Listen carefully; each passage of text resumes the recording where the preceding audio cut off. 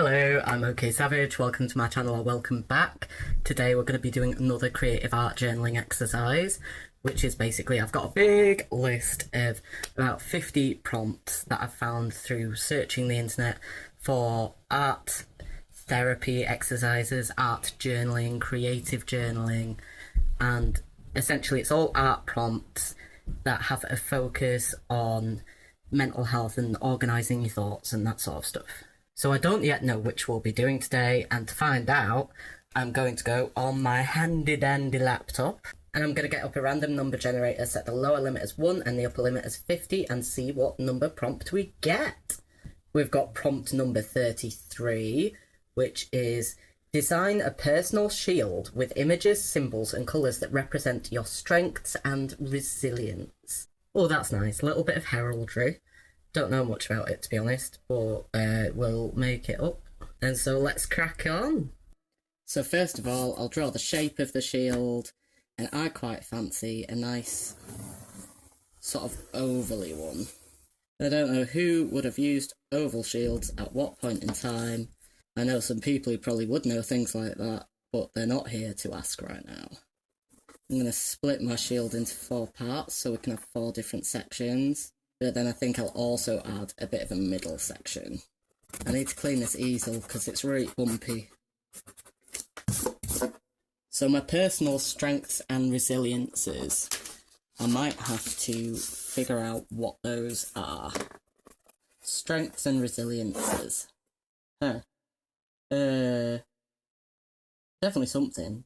I'm good in a crisis. And that's mostly because I keep a very level head at the time. I mean, after a crisis, I break down and I'm no good to anyone for like a day. But at the time, I'm very, very decent at handling stuff. I would say one of my big strengths is creativity, because I'm very creative and imaginative. So we might also have imagination there. I'd say one of my strengths is that I'm ambitious. So I tend to aim high with things, and I don't always attain that, but if I wasn't aiming high, I don't know what I would be doing. This is all strengths. I don't know what resilience really is.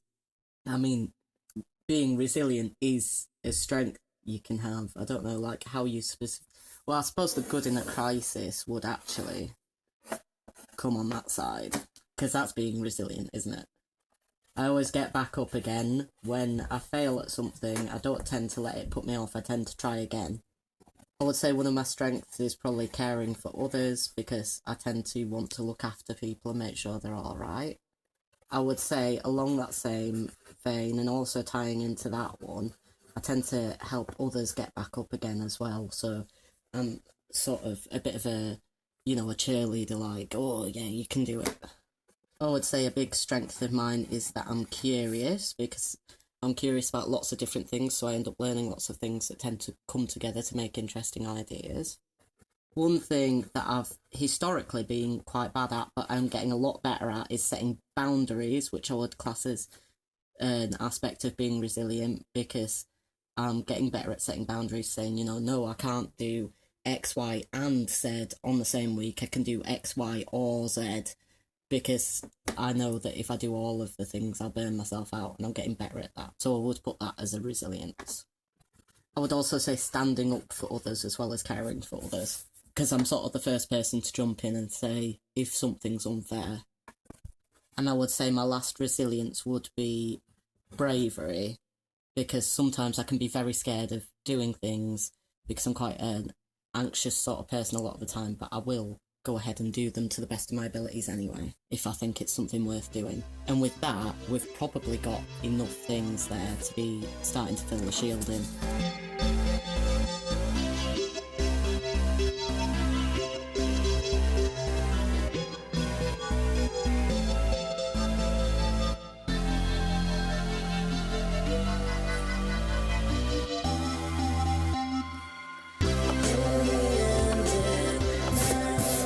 Right, so it's a bit rough and ready, but here's the basic sketch of my shield, and what I've done is this is for curiosity, but the cloud around it is also symbolising creativity, like using that curiosity to create ideas. The hand reaching for the star is ambition, but again, the cloud is sort of hinting at creativity as well. And it comes together like two halves of a brain, which is that, one of my strengths is thinking about stuff. There's the hand reaching for the other hand with the heart behind, and that's to do with helping others and caring for others. There's the hand with the circle behind it, which is like a hand saying stop, which is to do with standing up for people and to do with bravery. And then for the middle, I've gone for a mountain to symbolise the sort of resilience, always getting back up again and being sort of a solid, sturdy presence. So now what I need to do is think about the colours. I think I definitely associate green with creativity, so I'm going to put some green in there. And I really like how that looks a bit like a brain, actually, so I might do some pink on both sides, but different shades of pink. So for the creativity side, I'm going to have a very nice bright pink. I think that sort of vibrancy works well to convey creativity and curiosity. And then for my reaching for the stars, I think I'll have a sort of blue around that, like the night sky that the stars would be in. But also, I think bluer shades on this to show that despite the fact that I'm ambitious, I'm still quite calm about it. And I would say that being calm is definitely one of my strengths as well. Like the whole remaining level-headed thing. And on that theme, I'll have a more subdued sort of pink. I think for the hand saying stop, we definitely need to do this circle like very vibrant red. Both for the bravery and to show that that's what the hand is doing. It's a hand saying stop, to show that that's about like fairness and standing up for other people. And then I think orange would work really nicely as a background with that, because orange is another colour that feels quite bold and brave to me. The hat can be pink. It's all about sort of being loving and caring and all that. And I think, again, with that being a sort of calmer aspect of my personality, I might reuse the nice dark blue that we used in that one. Then my mountain's going to be brown, because I always think brown is a really nice sort of sturdy colour. And I know a lot of Rocky Mountains are actually more like greyish, but light brown. And it's going to be fading into green where all the grass is growing at the bottom. And we're going to have like a bright, clear blue sky. Again, feeding into sort of clarity, ideas coming together with the curiosity and creativity. But then this beautiful, bold sun just setting behind it all, casting its light onto it. And I think maybe we'll take that nice bright blue and we'll use that for our borders as well.